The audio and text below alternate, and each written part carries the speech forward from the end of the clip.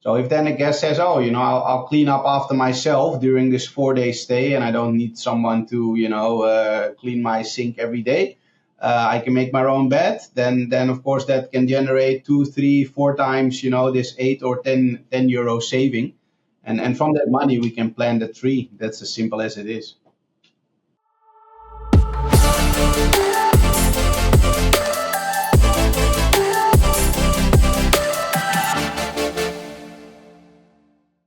Welcome to our podcast, The Future of Hospitality. I'm your host, Arjan Eikelenboom, and today I'm joined by Floris Licht, hotelier, entrepreneur, and founder of Hotels for Trees, a global initiative that plants a tree every time a hotel guest skips room cleaning. With a career spanning Hilton, Accor, and now sustainable innovation, Floris is changing the way the hospitality industry gives back. Floris, welcome to our show. Thank you for having me. All right. We'll dive deeper into Hotels for Trees in a minute, but first, could you draw us an image of what it is and why you started Hotels for Trees in the first place? Yeah, I think you already captured it quite well. It's a very easy concept. We work with hotel partners across the globe, and they all offer their guests the opportunity to skip the in-between room cleaning or stay over cleaning, as we call it within the hotel industry. And every time that is done, that of course generates several types of savings. And in return, the hotel then plants a tree on behalf of the guest. And that's an initiative which I started some 4 years ago now. 4 years ago. Yeah, next to my job as a hotelier. Okay. Why was it that you started it? Just maybe 1 or 2 sentences? Yeah, Dive deeper into it later. But yeah, sustainability has always been a key passion of mine, and I've always had this idea. And at some point, which we'll come to in a second, at some point there was an opportunity, a special moment in time where I said, okay, if I don't do it now, it will never happen. And then I just, took a leap, and here we are. I love it. As a solar energy advocate myself, I can only say, wonderful, great job. I got 3 quick fire questions for you before we dive into it. What's more rewarding, running a hotel or planting trees? Wow, that's a tough one. Wow, I don't know. I like the combination of the two. Yeah, No, but right. my prime job is still being a hotelier, and that has also helped me build Hotels for Trees. But at this point, I'm still very much a hotelier, to be honest. Okay, it goes together. I think it's on the same level. I see what you mean. Yeah. How does skipping room cleaning, in maybe 1 or 2 sentences, how does skipping room cleaning lead to a planted tree? Yeah, so many of the hotels, not all, but many of the hotels work with a third party or an outside partner for the room cleaning. So they hire people to clean their rooms. So, the cost of cleaning a room here in Europe are anywhere between 8 and 12 euros, depending on the star rating and the size of the room and whatnot. So if then a guest says, oh, I'll clean up after myself during this 4-day stay, and I don't need someone to, clean my sink every day. I can make my own bed. Then of course that can generate 2, 3, 4 times, this 8 or 10 euro saving. And from that money, we can plant a tree. That's as simple as it is. Great initiative. What's been your biggest wow moment since launching Hotels for Trees? I think the way it has taken off with actually very little, very little. Well, I wouldn't say effort, because we have put in an effort, but we are only a small team. So together we are like 1.1 FTE, me and all of my colleagues. And so far we have planted close to 700,000 trees already across the globe, across about 30 different projects in various countries. So I think the return on investment on, how many trees we've already generated with, how many people we have working on this, I think is quite impressive. It is impressive. I'm eager to hear a lot more about it later on. Tell us first, why and how did you start in hospitality? What's your story? hotel school, I imagine. Yeah. I don't know. I think it was, it's a bit more. It's a bit of nature and nurture because my mom, she's always been a caretaker. So at some point when it still existed, she was the head of the how do you say it, the housekeeping school. So she taught women how to be like a household wife, mother, caretaker, etc. She's always done voluntary work. Still, at the moment, she still works at a hospice. She's always, taking care of people, Okay. organizing things. So that has Right. always been in my DNA. So I always loved organizing stuff as well when I was small. So as of the age of 8, I was already running around on birthday parties, taking people's orders for coffee and tea, and running around with cake and yeah, and I enjoy doing so. So I think it's just part of who I am, and it has never been a question actually. I have never wondered, what will I go and study and what would I like to become. My dad is a doctor in mathematics and physics, and I have a bit of his blue analytical brain as well. So he at some point said, "Oh, you can also A go to good combination of university." both. Yeah, I'm lucky. But he at some point said, "Oh, you can also go to university, study, I don't know, economics or whatever." And I said, "No, Dad, I want to be a hotel. I want to be He a." tried it though. He tried it. Yeah, he tried it. He tried it. Yeah, yeah. So you went to the hotel school in Yes. The Hague, right? Yeah. Tell us some Yeah, more I about don't know. that It one. could have it could have also been Maastricht or Leeuwarden, which at the time were the three biggest hotel schools in the Netherlands. So for me, it was, I think, more the Hague in my perception, had the most appeal. I visited one of their open days, and it appealed to me the most. It could have also been, either of the other two, but I'm from Amstelveen, which is close to Amsterdam, so I'm a more big city guy. And Yeah. both Leeuwarden and Maastricht, it's a different type of culture, different type of people. Yeah. The Maastrichts are more southerners, the Leeuwarden are more northerners, and I'm maybe more of a central Amsterdam type of person. So We are I felt different, more at home indeed. at the hotel school The Hague. Okay. So at the hotel school The Hague, that's where you were educated, molded, be prepared for the hotel hospitality industry. Can you tell us a little bit about your experiences shortly after that and how you rolled into your current role? So I know there were several hotels. Just guide us through your story. Yeah. So during at the end of the hotel school, there was one more traineeship to be done, and then there was an open day from the team of Hilton, followed by some short like job interviews for these traineeships. So I got in touch with Rogier Braakman, who at the time was F&B manager for Hilton Amsterdam, and he ended up hiring me as his trainee for this traineeship. And then the general manager of that hotel helped me get into graduate management program called Elevator Program. So I spent 9 months in London and 9 months in Frankfurt, learning everything about every role within the hotel. So that was really an amazing program. And after that, I started, traveling the world with Hilton. So I stayed in Frankfurt for a bit, became revenue manager during the World Cup soccer there, which was highly exciting. Then my wife and I, my girlfriend and I at the time, now my wife, we wanted to see more of the world. So we went to Adelaide. I became front office manager there. We spent 2 years there, came back to the Netherlands. I worked in the Netherlands for a couple of years, moved to Munich, where our second child was born. And in total, I spent 12 years with Hilton. And then my career with Hilton came to a temporary stop, and I switched to Accor, the French chain. Worked for them for 7 years, opened the Novotel Amsterdam Schiphol Airport. And then 3 years ago, I returned to Hilton, where I am now general manager of the DoubleTree by Hilton Hotel next to Amsterdam Central Station. Yeah, we all know that that property. It's man, you have the perfect view of sail that's Yeah, going yeah, on right yeah. now. Yeah, exactly. If I look out my window now, there's only like tall ships and boats, coming and going. And we had sailing yesterday, and the event lasts until coming Sunday. So it's a very exciting time for us this week. Lots My happening social media is around the full of hotel. My social media is full of people in Amsterdam sharing pictures and videos of sale because it's once every 5 year event.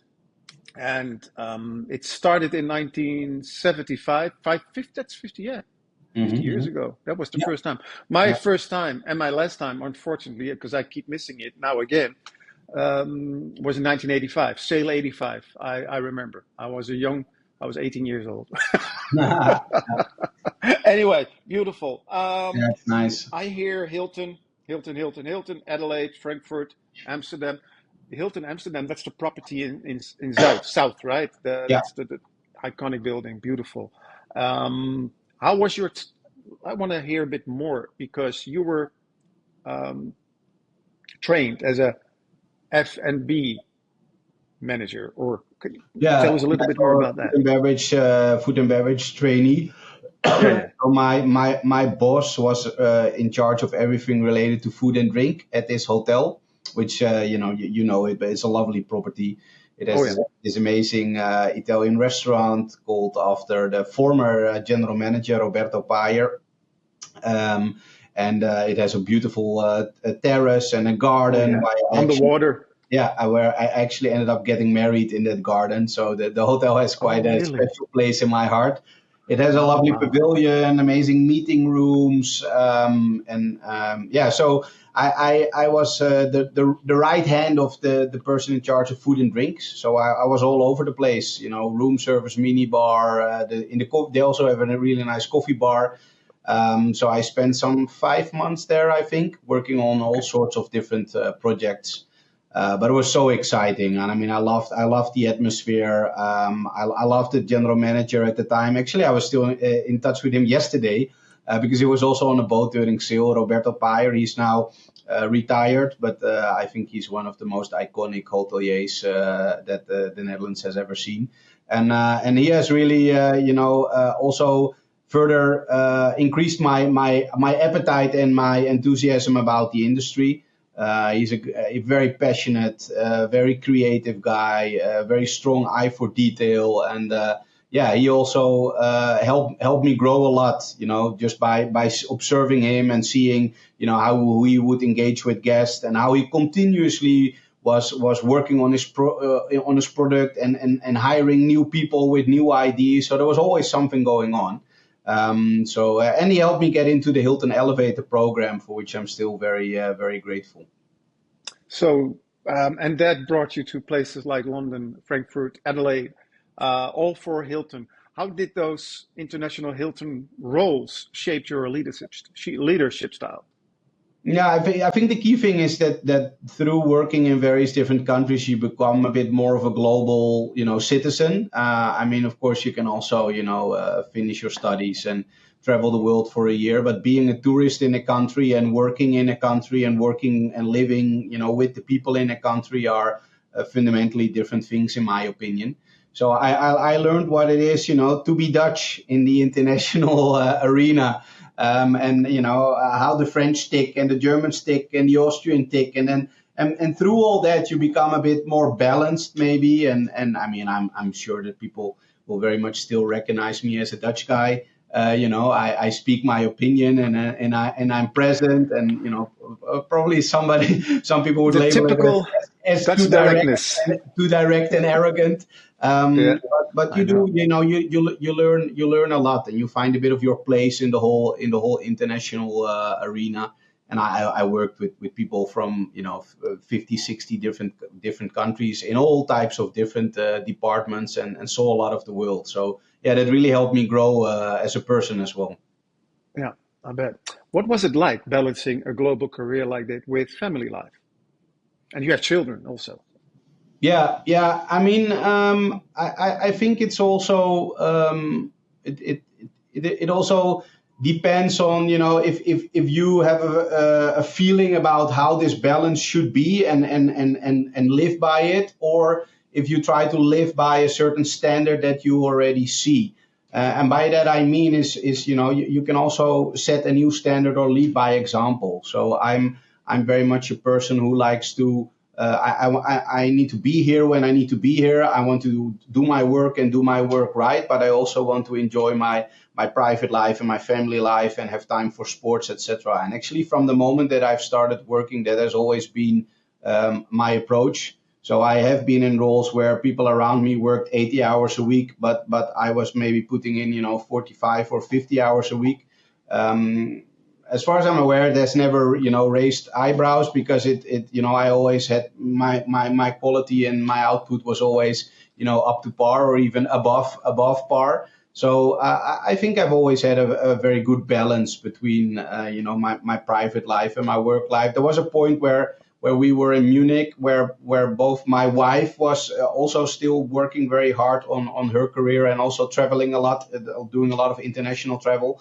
And we had one child already who was then also there in daycare. And yeah, my wife and I both recall that was quite a hectic period, when we were both still working 5 days a week and we had a small child. So at some point we also found a better balance between she still has a very successful company as a sales trainer, but she now does that in about 3.5 days a week, which has created a better balance also for us as a family. So we've found our equilibrium in that way. But I think overall it has never been a big challenge for me to balance all those different things, to be honest. Yeah, work-life balance. And also, when you were explaining this, I had to think about, the Dutch are known for directness, but what I learned myself is also efficiency with our time. Instead of spending 10 hours at an office, which still happens in London, in the US, making long days is more important, apparently, than work efficiently. Me myself, I always like, how much work can I do in only 7 or 8 hours? And try to be as efficient as possible. And that's what I'm hearing with you. All right. What were you most proud of? Because you mentioned Novotel Schiphol, which is a very known property. What were you most proud of while building and running Novotel Schiphol? Oh, the culture that we created there, and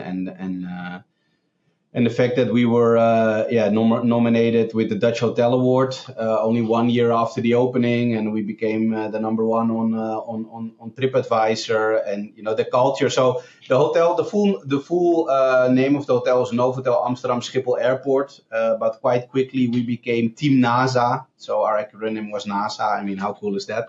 And the culture that we had there was like one of a kind, and we really at some point had people on a waiting list to come and work for us in certain roles. So we never had any challenges finding staff, and we had good review scores, and we had amazing owners there as well.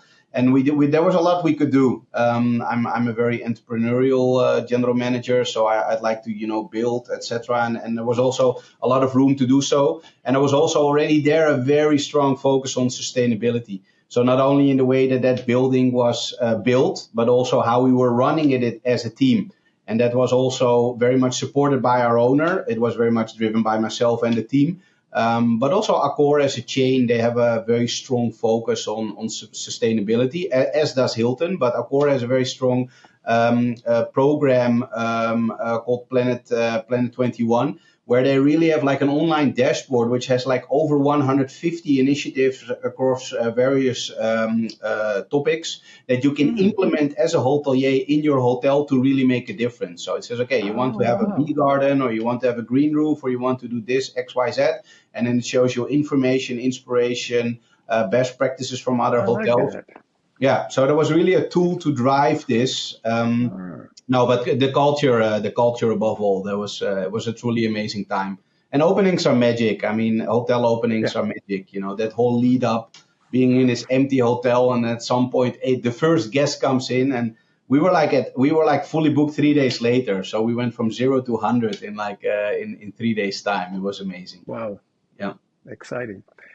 Why did you make the move from Hilton to Accor and then back? Well, I very much enjoyed working at Hilton back then, as I do now.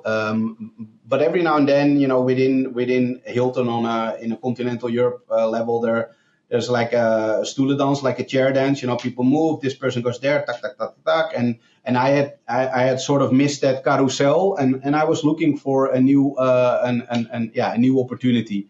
I wanted to become general manager of a hotel. I was hotel manager at the Hilton in Munich, and I wanted to become general manager. So I still had an area general manager in Munich, like above me. The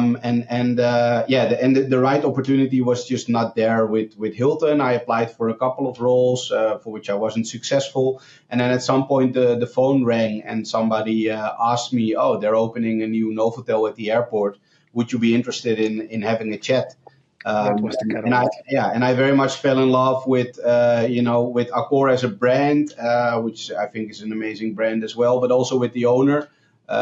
We really connected, and he said, "Floris, I want you to open this hotel, and I trust you." And he basically gave me the key and a bag of money, and he said, "Okay, you go do your thing," which works well for me. I don't really like being micromanaged.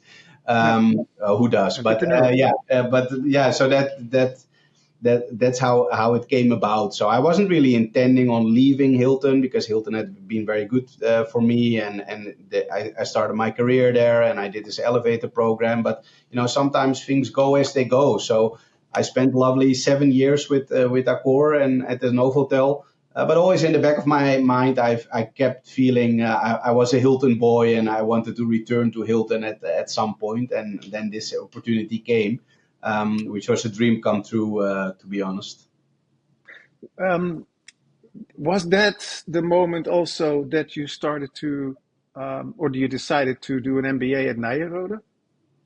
Yeah, so the MBA in Nyenrode was after I'd spent about 3 years at Novotel Amsterdam Schiphol Airport. Mm-hmm. And I started looking around again because as an elevator trainee, you're always, growing and working on your career. So after preparing a budget for a hotel for the third time, I had this type of pre-programmed restlessness, like, okay, I now know this, I now need to move on again. But then I realized that I was actually very happy where I was, and I really enjoyed the hotel I was in, the owners that I had, and this hotel was in Hoofddorp. I lived in Amstelveen, so I spent 15 minutes in traffic instead of some people spending 1.5 hours in traffic. So it also helped my work-life balance. And then I thought, why do I need to move again? And then I connected with my owners, and I said, okay, I would like to stay, but then I would like to, grow further in a different way. And then I asked them if I could do an executive MBA at Nyenrode, which they agreed to. So I was allowed to do it in their time and not in my private time. And that was a 2-year program, and then we agreed, okay, I would do the MBA, and then I would stay on for another year after completing the program, as a bit of loyalty, and because it, wasn't cheap, of course. So that's how like 3 years became 6. And then COVID hit, so then there weren't many hoteliers moving anyway. So that's how it then ended up becoming 7 years. And then COVID hit, you said, and that was also the moment that you had time to reflect, and you came up with the idea for Hotels for Trees, correct? Yes, yeah. So the idea for Hotels for Trees originated actually from my executive MBA. So during this program, I had a course called Sustainability Management from a very inspiring professor called André Nijhoff. And I had to write like a paper about a sustainable idea that I'd had, and it gave me a good grade, and I put it on a pile, and I moved on. And then during COVID, at some point in my hotel in Hoofddorp, we had 341 rooms. We had like 4 rooms occupied, and the hotel was still quite new, so there wasn't a lot of backlog on maintenance and online websites and systems. So I had very little to do. And then I thought of this idea that I had, and my reason for not starting Hotels for Trees earlier was I didn't have time. I didn't have time to do this. But now I had plenty of time. So in May, this was in May 2021, I said, okay, if I really want to have an impact, a positive impact on the industry, and if I really want to contribute to making the hospitality industry as a whole more sustainable, then Hotels for Trees is the idea, and now is the time. So I went to a notary. I founded the foundation, and then 1st of July 2021 we took off with 10 hotels. Amazing. How does the concept work in practice from both the guest and hotel side? And also, I want to know how did you get to 10 hotels in such a short notice? Yeah, the 10 hotels were all hoteliers that I had in my network, right? So that's why, where me being a hotelier myself, of course, helps because I know a lot of general managers and hotel managers, at least across the Netherlands, but also across Europe. So yeah, I needed like 2 days and 20 phone calls, and then I had the first 10 up on the board. And it's a no cure no pay system, right? So if a guest doesn't skip the clean, then you don't need to pay for a tree. So it's not like the hotels needed to pay. There was no contract. I said there's no contract. People ask me for contract. I said there's no contract. If you want to stop, you want to stop. And the guests, they inform the hotel that they want to plant a tree by placing a special door hanger on the door. So, these door hangers saying, do not disturb, or, or give me breakfast, whatever. So there's a special green door hanger with a QR code on it. They can scan it and they can see the results of that hotel on Hotels for Trees so far. And they put that on the door. But other hotels, if they have a certain type of property management system, PMS, they can also do that already during the online check-in. Muse, which is a cloud-based PMS, I think the biggest across the globe, they have they have adopted us as their one of their prime CSR partners, sustainable partners, and they have really integrated what we do in their whole guest journey. So if you stay at a Muse hotel during the online check-in, you can already decide that you want to skip the clean and plant a tree. And then housekeeping already knows, front office knows. They can even already adjust their roster. And they might still use this door hanger, which is then more like the analog version. But there's a lot of integration opportunities with various partners in the hospitality ecosystem as well. Housekeeping systems, property management systems. But it's very straightforward. You do not clean, and then we plant a tree. And do you plant the trees yourself, or how does that work? We do. Oh, really? From I time was to just time. thinking, Yeah. Well, not every because I day, have like but 700,000 no. trees. Yeah, no, but we do have we do organize a lot of tree planting days. So Okay. we work with a foundation in the Netherlands. We work with a foundation called Trees for All, and we also have somebody who supports us for the US and Canada, and somebody who supports us for Australia and New Zealand, and they have other tree planting partners. But for Europe, Middle East and Africa, we work with a foundation called Trees for All. And they actually help us source the projects, and they actually help us, buy the trees and find the land, etc., etc. But together with them, we also organize tree planting days, which are days where we invite hoteliers and employees from the hotels that we work with to come and join us to actually plant the trees themselves. So we've done that now a couple of times at Leersum near Utrecht. So last time we were there with 50, 60 people. And that's really when the magic happens, because then people actually see the tree and they actually feel connected, and they take pictures and they share it on social media, etc. And it's also important that people see that it's really happening, right? There's always, oh, is this trustworthy, and does the tree actually end up getting planted, etc. I mean, you can click a tree, you can buy and click a tree online for $1, but the question is, will it ever get planted? How does it get planted? Where does it get planted? Is it on land that is maintained?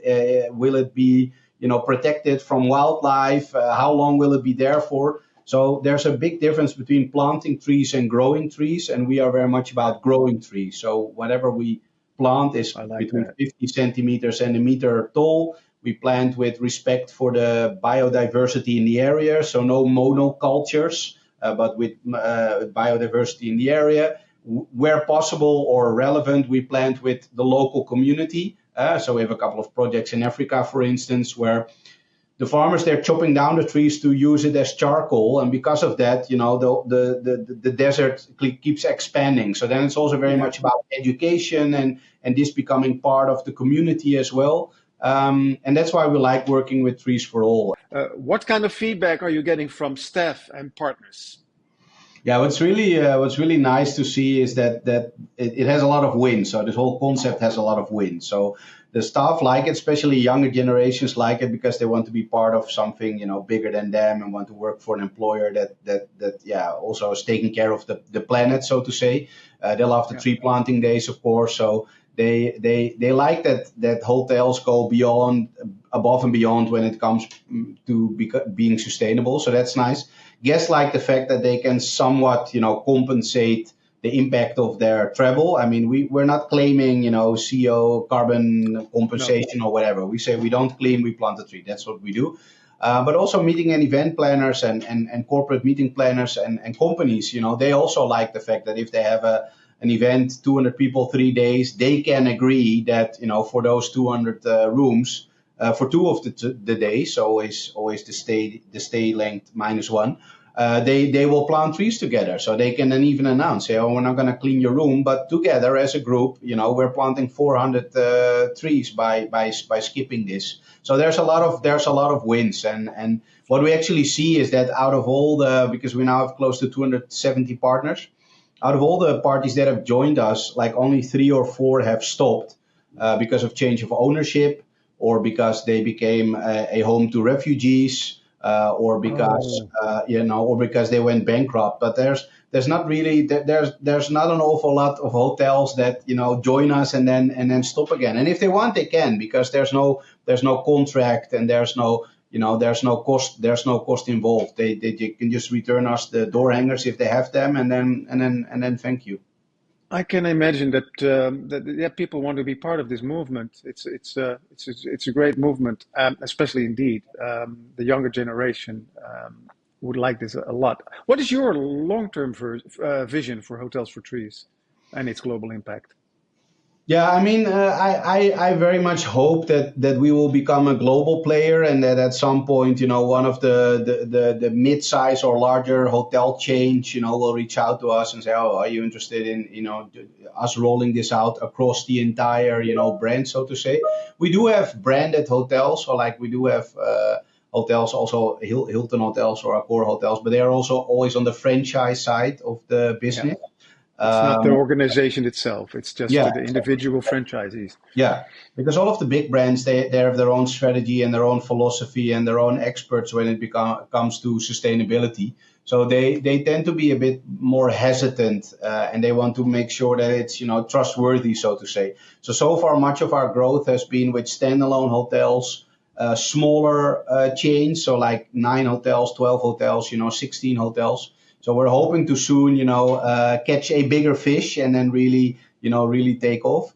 And I also hope that we will be able to hire some market managers in like key growth markets for us that will then really help us, because so far I think about 60% of our partners are in the Netherlands. But we see great potential in Germany and in France and in Spain. And I mean, we have partners across 40 different countries, much of which is thanks to our partnership with Muse, who are like present globally. But we see that everything that you give attention to grows, and we give attention to the Dutch market, and we are present in the Dutch market, and that's why I don't think there's a single hotelier in the Netherlands who doesn't know about this ID. But there are still a lot of hoteliers in Germany and in France that have never heard of this ID. So I think there's still a lot of opportunities. So we are actually soon going to hire a sales manager as well, who will really, go into these markets and visit like fairs and really connect with hospitality alliances and associations in other countries to really, bring this message across. I mean, at the moment, we're like, I had a look yesterday. We planted close to 1,100 trees on one day. But I think if we put a bit of effort in, we can quite easily, double that in the year to come. That would be the next step, so to say. Well, I can. This is part of the growth strategy. Perhaps could be part. I mean, where for people hoteliers who are listening to this or watching this podcast, where could they sign up? Oh, the sign up is very easy actually. So if they go to hotelsfortrees.com, and then there's a button there in the top right hand corner where they can register their hotel. and we are that's very straightforward because you look up your own hotel on Google, and every hotelier knows where to find their own hotel, and then say, this is my hotel, and then we will confirm that with you via an email. But then we automatically have the location of your hotel, we have the images, we have the text, which we then translate into all of the languages in the world. So there's very little to do. Because the Google listing of the hotel is actually what the information in that we capture and we use on our platform. So we've had hotels, joining us within 48 hours after saying I want to join, being online within 48 hours. Because it's so easy. It's easy to because it's join. very You said it straightforward. yourself. Yeah. Yeah. You need the hangers, you put them on the bed, and off you go. Great. Last question, and this is about your current position as a general manager at the DoubleTree in Amsterdam. Beautiful location. I say it again. What is your projection for the next few years in Amsterdam? Amsterdam is super busy. How do you see Amsterdam evolve when it comes to tourism in the city center, and for your hotel specifically, because it's busy, always busy? Yeah, I think we have a unique advantage linked to our location. So I don't think there's a hotel with a better location than our hotel. So we are located right next to Central Station in a residential area. So it's very quiet, very safe, but you cross two bridges and then you have everything that makes Amsterdam Amsterdam. All the exciting stuff happens across the bridge, type of thing. So I think we're in a good spot. I think the bigger Amsterdam market, the future is somewhat uncertain. I think there's a strong anti-tourism sentiment amongst many parties that are in the municipality. And because of that, a lot of initiatives have been launched and are currently being rolled out. So we've had the increase of the city tax. We've had less ships stopping at the passenger terminal and at the Mövenpick Hotel, who are now stopping in IJmuiden. They're doing stuff on the traffic, making everything one-way traffic, making it quite impossible for hotels to welcome their guests and welcome buses and get their deliveries, etc. And now, of course, on top of the highest city tax in the world after Honolulu, we are also now facing, the VAT increase, which, for international congresses and conference organizers or for corporate travelers will not make a big impact. But to go from 9% VAT to 21% VAT as an individual transient leisure traveler is actually a lot of money. So we are a bit worried about what this will do to the appeal of Amsterdam in the international arena versus cities like Barcelona and Berlin, for instance. It's a challenge. I'm going to do a podcast soon with the city about this, so to be continued. Floris, it was a pleasure to have you on our podcast. Thank you so much. Thank you for having me.